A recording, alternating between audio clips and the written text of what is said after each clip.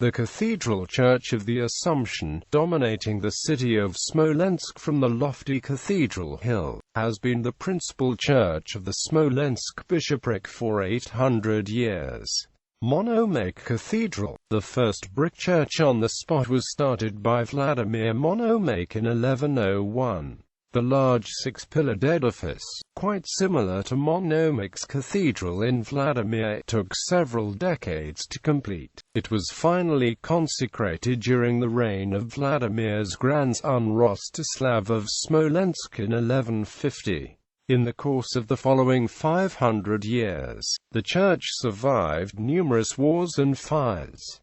Especially serious was the damage inflicted during the Great Siege of Smolensk. According to the official legend, the remaining defenders of the city locked themselves in the cathedral and then set fire to the gunpowder in the ammunition depot in the church's basement on June 3, 1611. The explosion that followed caused the roof to collapse, killing all the people inside, who preferred death to being taken prisoner by the Poles. It is unclear, though, what happened in reality, except that the ammunition depot in the basement really did explode. It was not unusual in medieval Russia, when a city was overrun, for civilians to seek asylum in churches. So it is likely it was not defenders but civilians who died in that explosion. What caused the explosion will probably forever remain an open question. It could have been a Meseta-style suicide, but it might well have been an accident.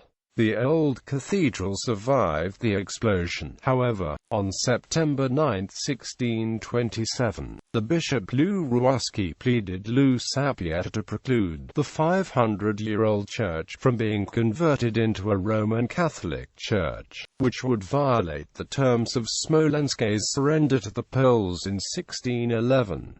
In a 1636 engraving, the cathedral is represented as being covered with a temporary wooden roof, after Smolensk was recaptured by the Tsars and recognized as belonging to Russia in the 1667 peace treaty. The Russian voivode Prince Repnin was commissioned to inspect the cathedral and to prepare a list of urgent repairs. In 1673, the Archbishop of Smolensk was authorized to restore the roof and the domes without damaging its original walls. The ancient bricks, however, proved too dilapidated to put to good use.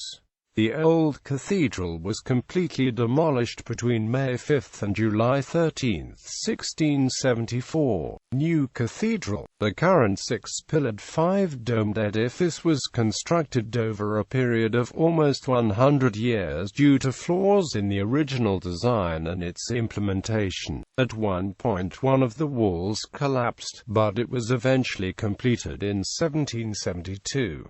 The building's Baroque design is impressive, especially looking up from the base of a wall. Viewed from certain locations, it often looks as if it is suspended in the air because it is situated on a hill surrounded by trees, concealing the base of the building. One of the most breathtaking views is inside the cathedral, namely the iconostasis that separates the altar from the nave area of the cathedral, which stands almost the height of the interior space. On it there are icons and interspaced with intricate gold-covered wooden decorations, including figures of cherubim and columns entwined with vine branches. According to local legend, when Napoleon Bonaparte entered the cathedral after Smolensk had fallen to the French army in 1812, he looked up at the altar wall and proclaimed that if any one of his soldiers dared to steal anything from it, he would personally kill that man. The cathedral sustained enormous damage during the World War II fighting, when the 11th century miraculous icon of Theotokos of Smolensk perished in a great fire. The cathedral appears in Christian Bot's 2013 novel When We Were Heroes, in the context of the 1812 Battle of Smolensk.